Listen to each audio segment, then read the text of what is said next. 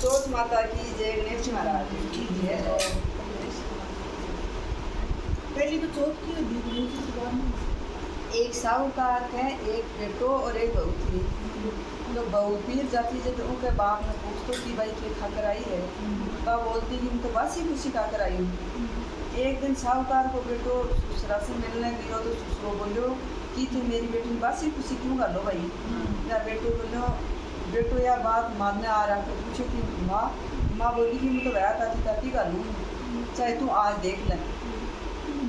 एक दिन बहू का बाप आयो और जो पूछो कि बेटी क्या खायो, बेटी बोली तो बासी खुशी खाई।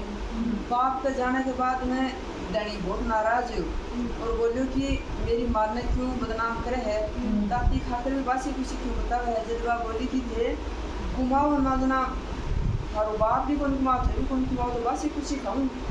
या सुनकर उनका धनी घुमान चले गयो। एक दिन बा पड़ोसन के आग लाने गई, देख रहे तो सब कोई कहानी सुने।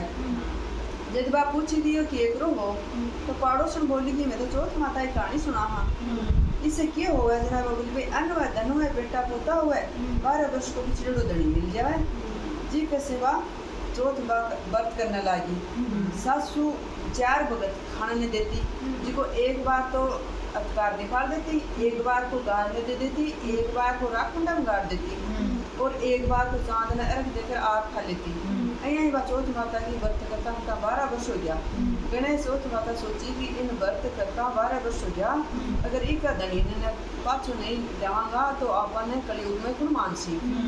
वही रात में चौथ माता उनका धनी ने बोली कि अब तो घर चलो जा, तेरी औरत ने याद करे है। वह बोलियो कि भाई मैं बहुत काम में उलझ रही हूँ, कहीं जाऊँ जा कौन से कुंजना। चौथ माता बोली कि दिन उगने के पहले ही चौथ माता को नाम लेकर दोनों गोडा मोड़ कर बैठ जाए और देने दे जैसे लेने ली जैसी। वो सवेरे उठ कर यही करो तो सारो काम पूरा हो गयो। पूरा तो घर आने लगियो तो रास्ता के मान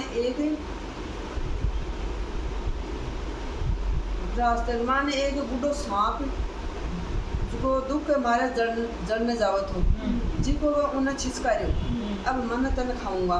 तो वो बोलियो कि भाई मैं तने 12 वर्ष से घर जाऊँ हूँ, जिको मेरी माँ लुगाई से मिलन ने देने पिछ खा लिए। सांप बोलियो कि भाई कहीं विश्वास आवे, तू तो छत पर जाकर पलंग खुश हो जैसी। वो बोलियो सीढ़ियाँ चढ़ कर आ जाए। इतना क्या करे उदास सो घर चले गयो। कोई बोलियो कि भाई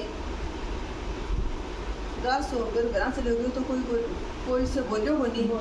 रात ने छत पर सोने के लिए चले गयो और एक सीटी में बालू लेत, एक में दूध को कुंडो, एक में पानी को कुंडो और एक में फूल बिछा दियो। रात में सांप आयो, पहले तो बालू लेत में खूब लोटियो, 2 प्लेटा करा, पीछे सारो दूध पीको, फिर फूलों के खूब सुगंध ली और छात पर जाने लगियो। तो चौथ माता सोची कि आपा इको संकट नहीं टालांगा तो कलयुग में अपन कौन मानसी। जना चौथ माता उन्हें डाल के नीचे तलवार से मार दियो, पर थोड़ी सी पूछ कट कर उनकी जूती में गिर गई। वो सोची कि या जूती पैर सीख जद खा जैसा।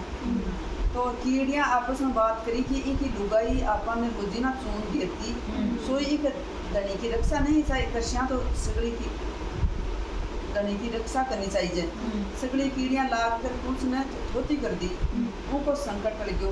सवेरे उठने देर होगी तो माँ उन्हें जान लगी, सीटी के माँ ने देख कर चिल्लाई, सोची कि मेरो बेटो तो मर गयो। बेटा आपको सारी बात बताई और माँ ने पूछो कि मेरे नाम से कोई उन्हें व्रत करो तुझे। माँ बोली भैया मैं तो कुछ भी बोली करी। उन्हें लुगाई बोली कि भाई मैं 12 चौथ कर थारे लिए करती।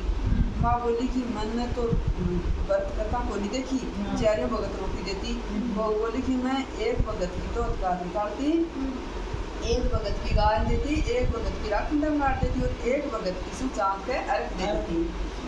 जना ब्राह्मण की छोरी ने बुलाकर पूछो तो वह बोली कि हाँ देती, गाय ने पूछो तो वह बोली कि हाँ देती हूँ, बरोबर दियो। राखुंडो खोद कर देखो तो सोना की जेठ होगी और की सारी नगरी में लोटिया दियो कि पुरुष की लुगाई बेटा की माँ दीदा बोला की दीनानी सब कोई व्रत करियो ये चौथ माता उन सुहाग दियो जो सुसर में दियो कहता न सुनता न घर बजाना अपना सारा परिवार ने दियो चौथ माता क्या सुहाग सब ने दियो भाई। मतलब इनमें ये तो नहीं है कि भाई लुगाई ने वो कह दे भाई सांप आओगे जब लुगाई करे